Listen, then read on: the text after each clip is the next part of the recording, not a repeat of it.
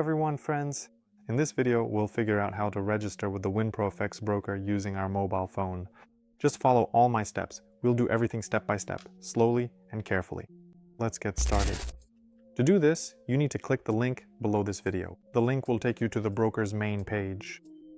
Here we first need to fill in our name, your email, select a phone number, select a country, and so on. Let's fill it out step by step and get it done. Be sure to write everything in English letters. Here we write our email. Here we select the region. I enter Russia. And the contact number. The main thing is that the number is valid because you will have to confirm it later. Now we enter the city. And be sure to come up with a password that is at least 8 characters long and also includes numbers. Repeat the password, then there's a field to enter a partner code. You can enter my partner code, which will give you the opportunity to receive additional bonuses.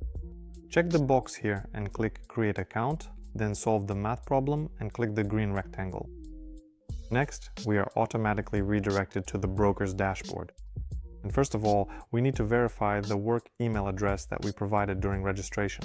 So select Resend Verification Email. Go to your email inbox. The message might be in the spam folder. Yes, in my case, it's actually in the spam folder. Mark it as not spam.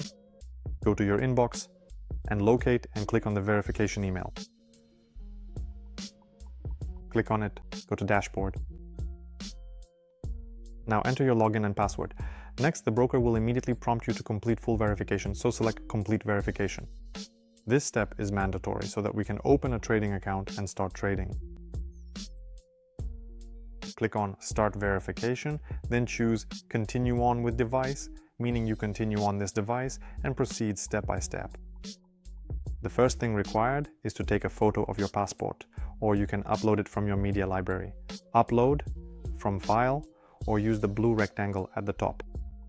Allow camera access and take a photo of your document.